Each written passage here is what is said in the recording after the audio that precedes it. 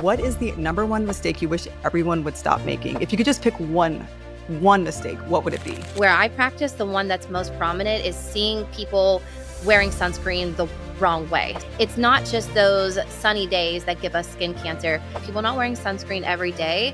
And even worse is relying on your makeup. You really need to wear sunscreen every single day because a lot of times it is those incidental exposures that add up over time that makes a difference too. Yeah. So now that you know what this podcast is and who we are, it's time to dive into our own Skin Deep and Unfiltered conversation. So Lindsey, what is the number one mistake you wish everyone would stop making? If you could just pick one mistake, what would it be?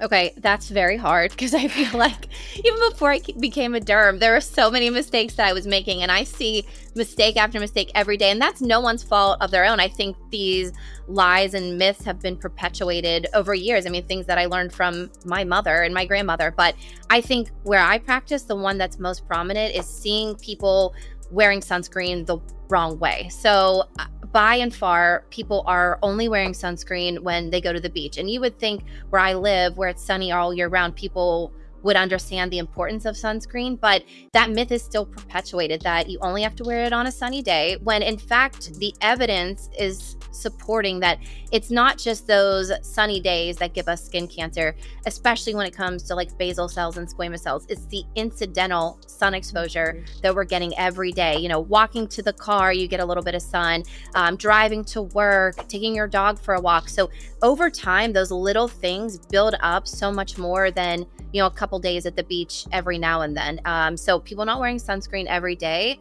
And even worse is relying on your makeup to count as your sunscreen. So it might say this as SPF 30, but y'all know, like, if you were to actually put the actual amount to give you that SPF 30, you would be a cakey mess. You know what I mean? Insane. You would look insane, yeah. Right? Do you guys see this too? I mean, Oh yeah. I feel like everyone relies on, they're like, oh, it's in my makeup. I don't need it. Yeah, I get that a lot from patients. And actually, wearing, like, a lot of patients actually, even where I live, where, when winter time, there's like really not a lot of sun and half the time it's cloudy, but there are days where it's so cold that there's no cloud. And the one thing that patients always come in is like, oh, I only wear it when I'm outside or during the summertime. And that's the thing I try to tell them about too, is like, yes, summer's important, but like every day, because even on, like, it's the incidental, but on super sunny, cold days, like the snow greatly reflects like that UV. And probably all seen commercials of like skiing in the summertime and you're wearing like those glasses and your like face gets really red, Exactly. those like, right? So it's like Yes. a good reminder, that like you really need to wear sunscreen every single day, because a lot of times it is those incidental exposures that add up over time that makes a difference too. Yeah. I really feel like they should have sunscreen at ski resorts, by the way. Like, they need to make it more known that you're going to get burned on the slopes. I've seen this. One time in residency, I got called at 11 p.m. at night with a child who was on Accutane because they didn't wear sunscreen, and they had like the worst sunburn, like a blistering sunburn, sun poisoning. Like, that is one of the most important places to wear sunscreen is when you're around snow. Right. Yeah, you know what I think would be a great idea? Because I have a friend who is involved with this company. It's called Sunstop, and they have like these kiosks that dispense sunscreen for free for people, and they like will display them, like in public places, like in parks, and they'll do it for like different festivals. They did it for Jazz Fest here in New Orleans, but I think that they should definitely look into the ski slopes with that. I think that's a great people idea. would be more, I think, motivated to wear sunscreen. Yeah. Absolutely. I think that the easiest way for people to fix this, because when I tell my patients, hey, you got to put sunscreen on every day, they're like, well, I don't want to smell like I'm going to the beach.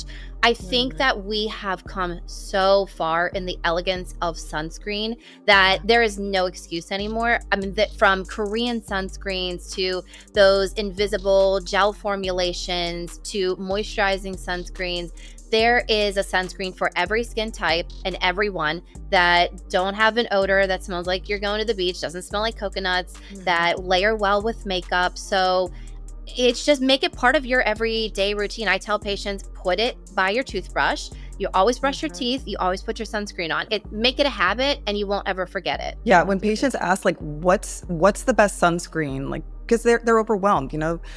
And I just tell them it's the one that you are willing to wear every day. Yes. It's the one that you enjoy Hallelujah. using, the one that Yes. feels good, the one that blends well in your skin. And it really could be any sunscreen. You know, we say, yes, look for SPF 30 and above and broad spectrum. But honestly, if it's a 25 that you enjoy, I'll be happy with that than nothing. Yeah, Exactly.